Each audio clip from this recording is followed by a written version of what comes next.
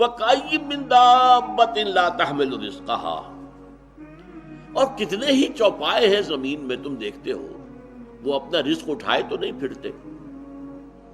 یہ پرندے جو ہیں، کیا ان کا رزق ان کے پاس سٹور میں کہیں ہوتا ہے؟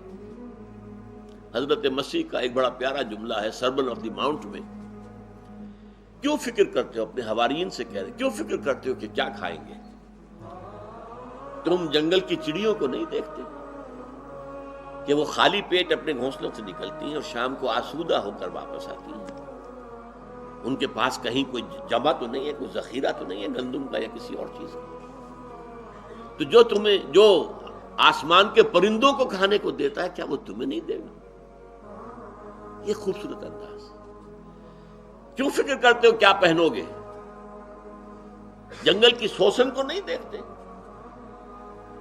کہ جس قدر شاندار لباس اللہ نے اسے دیا ہے، رنگین۔ سلیمان بھی اپنی ساری شان و شوکت کے باوجود ویسا ملبس نہ تھا، ویسا لباس اس کے پاس بھی نہیں تھا۔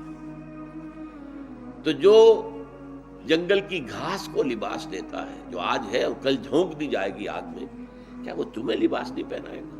یہ ہے توکل اللہ کی ذات پر۔ وَكَأَيٍّ مِّن دَابَّةٍ لَا تَحْمِلُ رِزْقَهَا اللَّهُ يَرْزُقُهَا وَإِيَّاكُمْ، اللہ ہی انہیں بھی رزق دیتا ہے، تمہیں بھی دے گا۔ کیوں فکر کرتے ہو کہ کل کیا کھائیں گے؟ آج جس نے تمہیں رزق دیا وہ کل بھی دے گا۔